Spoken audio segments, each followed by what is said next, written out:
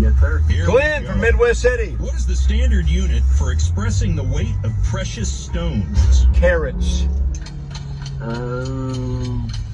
Pass. What is the first letter in the Greek alphabet? Alpha. A, alpha. What does the acronym GPS stand for? Global Positioning System. Yes, pass. In what series of stories does the character Neville Longbottom appear? Harry Potter. Harry Potter. Who starred with John Belushi in the 1980 comedy musical The Blues Brothers as Elwood? Dan Aykroyd. Dan Aykroyd. How many days are in September? 30. 20, 30. The 1993 movie features the famous line, "You're killing me, Smalls." Sandlot. Pass. What famous novel was written by Harper Lee? To Kill a Mockingbird. Pass. In 1935, pilot Wiley Post perished in an airplane crash with what other Okie? Man, I've had this question before. Funny guy. Jules Verne. Will Rogers. Will That's Rogers. right, but we ran out of time. Oh. Man, yeah, we had a few passes in there. Willie Rogers. Yeah, it took a little too long. We didn't get to number 10, but we'll go over these. Glenn, here's the deal, though. Watershed Car Wash. Go get your car washed, buddy. Hey, if you want to see the answers and see how I did, get on over to my YouTube channel at 92.5 KOMA. Minute Impossible. 6930 Southwestern, the Winchester Drive-In. Thanks for playing, Glenn. I've been wanting to go there. Cool. Oh, well, good. You sure got your wish come true. Get up dial faster, Kevin. Feature. It's cool. Okay, I'm dialing. There's that John Q. Law. Glenn. Johnny Q. Law. Labor Day weekend. You know, you want to go over these, see how Glenn did. We only got through, what, 9? Yeah. What is the standard unit for expressing the weight of precious stones? It's a carat, right? Yeah, The that's what I 24 thought. Carat is different. With gold, it's about purity. So it's carat with a K, but carat with a C, I would have taken either one. But a carat Is a you know, carat. those giant diamonds have a lot of carats. What's the first letter in the Greek alphabet? Did you get it? Glenn did. Alpha. What does the acronym GPS stand for? Glenn passed on that one. It's Global Positioning System. In what series of stories does the character Neville Longbottom appear? A lot of kids screaming at the radio this morning. Glenn got it, finally. Harry Potter. Who starred with John Belushi in the 1980 comedy musical The Blues Brothers as his brother Elwood? That was Dan Aykroyd. How many days are in September? Right, 30. I think I heard Glenn looking at his calendar. What 1993 movie features the famous line, "You're killing me, Smalls"? It was Sandlot. Sandlot, Glenn. What famous novel was written by Harper Lee? It is very famous, To Kill a Mockingbird. And in 1935, pilot Wiley Post perished in an airplane crash with what other Okie? Correct. Will Rogers. Took him a minute, but hold on, wait a minute. I could have got Will that one. Rogers I had it. is correct. We didn't get to number 10. Didn't give away a grand today, but listen to this. Didn't give away I hope anything you're this gonna week. have a great Labor Day weekend because Tuesday morning you need to be fresh. At 7:10, like we do every weekday morning, we're going to play $1,000 Minute Impossible. Unconventional, but not We may play Minute Impossible right here on Monday morning at 7:10. If they're not going to play, which I think is loaded. Back to the future, folks. But before I get demonetized, I'm going to have to shut it off. Thank you so very much. Let's talk about last night's football games. Florida showed that they are back to being Florida.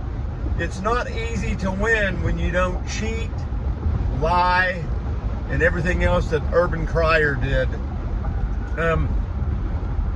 Hernandez, who was convicted of murder and sent to prison, and then he hung himself, and then pled, oh, well, the appeals process, we didn't get to go through the appeals process, so me being a convicted murderer, I should still get my pension from the NFL. Because I was appealing it and I didn't get to be heard, so I really wasn't a, whatever. He did not get his family or whatever did not get his pension. They shouldn't have got it. While he was at Florida, he is in a lineup for a murder rap and he's picked out of that lineup as being the one they thought was a murderer. Several $1,000s later, the guy recants his story and says it's not him. How do you go, it's not him? Anyway, they got drove. I told you, take Utah, give the points. Chiree. Nebraska, Minnesota. Everybody was hyping Minnesota about how good they were. Minnesota is terrible. Nebraska, couldn't get out of their way. 4 turnovers. Their new quarterback threw 3 picks. I wonder why he left Georgia Tech. Threw 3 picks, and 2 of them were really bad. One of them was in the end zone. And I was saying, hey, kick a field goal. Instead, he throws it over the top of a wide open guy trying to hit somebody in the corner, and they threw an interception. So they're up 7-3 with 4 minutes to go, and they've got the ball. It looks like it's going to be about 2nd and a yard from midfield. And it's almost over. Fumble. Minnesota recovers, march down the field. 4th and 1. They really have a shot to get the guy. They don't, but they do pull the face mask and give him an additional 15 yards. So they get down to about the 12, 13-yard line. 4th and 10. The quarterback from Minnesota, who's not any good either, throws just a terrible pass. And by some piece of really freakish nature, the guy catches it. He's fully split, and his back leg just kind of drags a little bit before his front leg touches out of bounds. They score a touchdown. 2 minutes to go. Nebraska gets the ball back. They get it back to midfield. And they run a little seam route. And the quarterback throws it, but the quarterback doesn't realize that the free safety is sitting on it. Nobody is running him off the ball. And he just steps in front of him and picks it. And they go down and they kick a field goal in the last play of the game to win it. But Minnesota didn't cover. I told you to take Nebraska and the points and lock it up. I also said to go ahead and bet it as a parlay. So I'm 2 for 2, and I won the parlay. Now I did say take the Huskers straight up for $100, and they should have won the game. But woulda, shoulda, coulda. Woulda, shoulda, coulda. So I lost 100 on that bet, but I won 200. I won 500 on the other 2 bets. Bet the parlay. So I am up $400 on the year, and we hadn't even got to the weekend yet. So how am I going to double up my money for this weekend? Real simple. I'm going to take my 400, I'm going to fold it in half and put it in my pocket and call it, I might just call it a year. No, I'm not. I'm going to take that 400 and I'm going to put it on Alabama, because I don't think Texas is any good. And I think if they don't have Dejon Mustard to turn around and hand the ball to, getting over. If they don't have Dejon, they don't got anything. And I really think Alabama's going to run around with a big giant chip on their shoulder because everybody is smack talking them. I'm going to beat that smack right out of you. Let's go back to Minute Impossible. It was impossible today. I have called, and I am just not having any luck on getting in. My wife is calling, and she's not having any luck getting in either. So that's about all you can do. That's about all you can say. Tomorrow we will be headed to the Palace on the Prairie. We'll be looking for the long one tomorrow. We got a rooster tomorrow at 11. Hopefully we're not going to have any more roosters when we move to the SEC. Oklahoma shouldn't be playing a rooster. So it's first game of the year. I'll be at the lot. I'll probably be at the lot about 7 o'clock. I like to be the first one there. First one there. I like to have the first spot open on campus. Tomorrow we should park about 75, 80 cars make a little scratch tomorrow. A little bit. So, this day in history, 1939, Germany invades Poland with something called the Blitzkrieg, aka Lightning War. Don't ask me why they thought we need to invade Poland. We need Poland. 1939, and the war begins, and everybody's, and Germany's a war machine. I mean, they've got it cranked up, and they're blowing and going. Yeah, so they thought. So they thought, hey, big fella, get over there. That'd be running into me now. Do not even think about it, but don't do it. My eBay last night had a pretty good night. I had a video game that I had listed for $129. Dude hits me at 100. I tap him back and tell him, hey, 110s. I got to have 110 out of it. It's just, that's where I need to be. When you tell, it doesn't matter. Some people just got to win. So he can't do 110, but he can do 105. I'm like, really? And then I have one of those moments where it's like, you know what do I care? Sell it. Buy it. Take $105 for a video game and call it good. The game, SCAT, S-C-A-T. Yeah, I know what it is, but most people don't really know what that is. And I believe I just missed my exit if I wanted to go to the post office this morning. So, dang it. Dang it to heck. Am I a little early today? I am a little early. I may just have to double back. Am I going to double back and hit that post office? Yeah, why not? I got nothing else to do. Yeah, so I sold it for $105. And then what else did I sell? I sold I sold a basketball program for $5.99.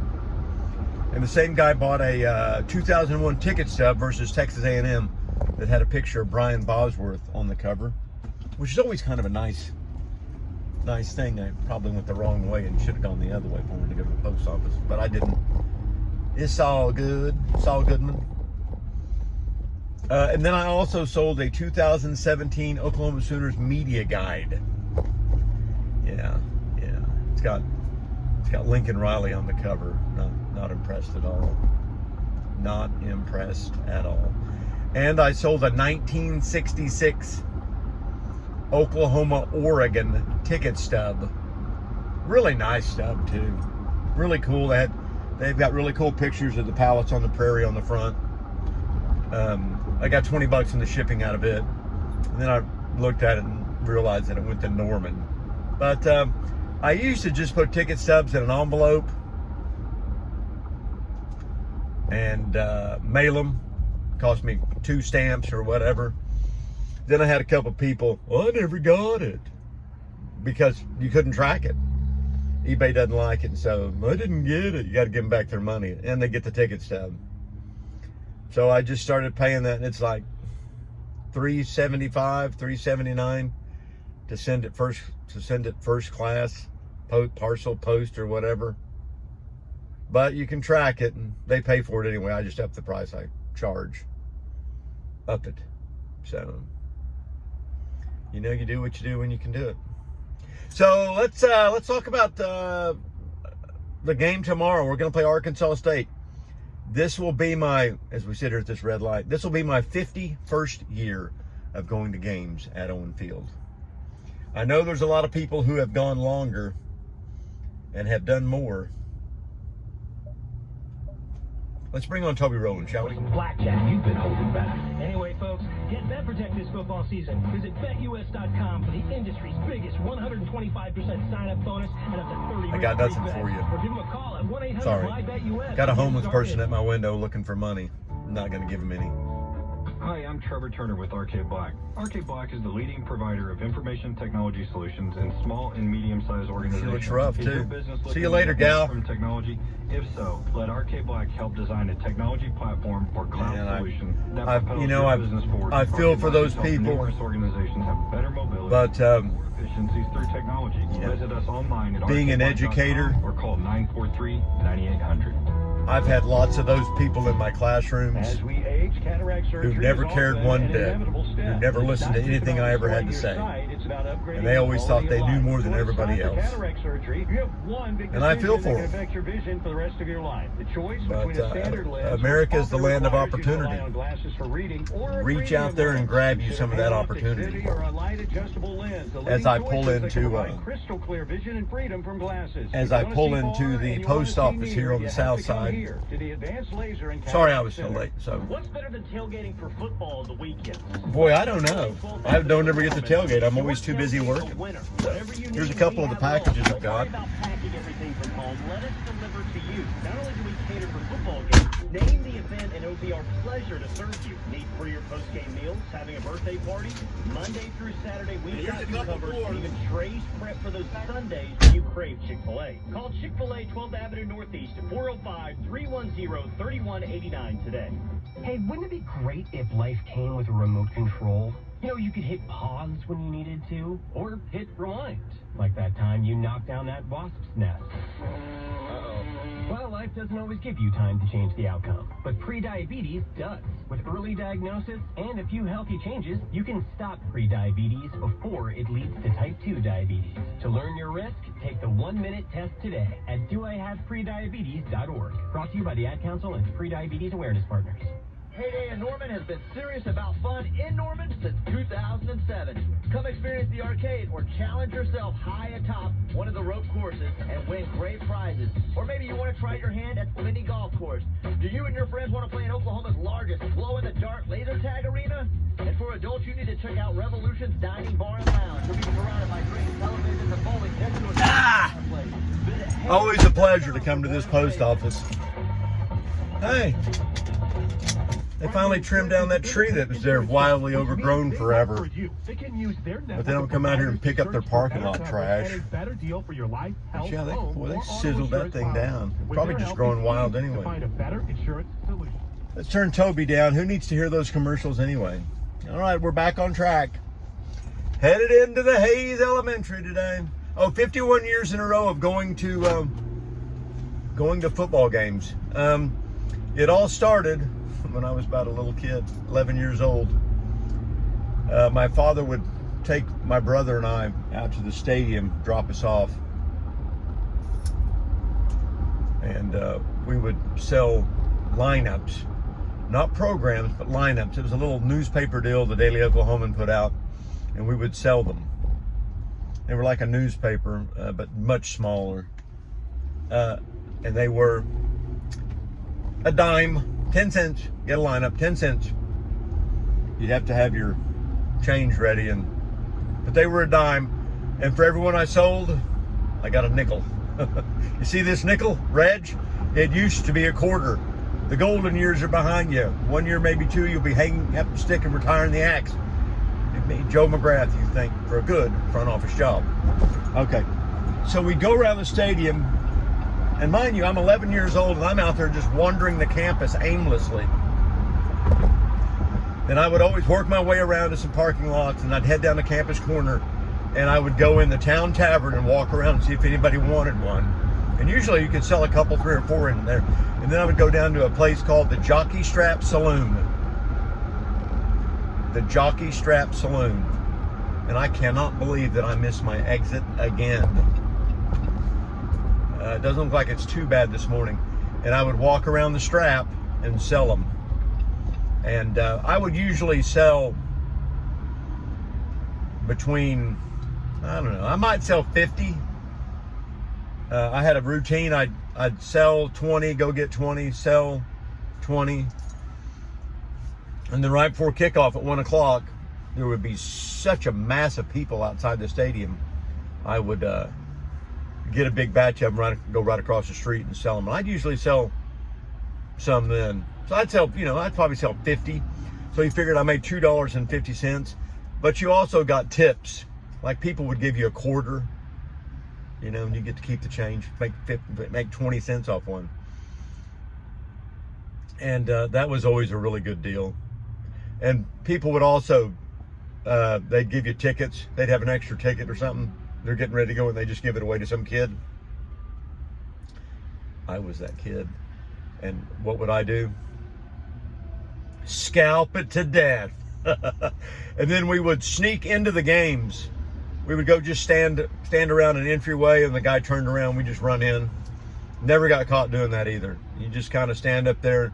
When he looks around, you just kind of go in, and they probably knew we were doing it, and they probably just go, man, he's just a kid, man. He's a Sooner fan. But sometimes, you just didn't have that moment or something you'd want to go, run around campus. I was 12 years old, 11, 12 years old. So, and then you'd come back, and at the end of the third quarter, everybody get him free. Everybody get him free. And usually somebody would just give you a ticket. I don't remember missing any games. We'd always be out there.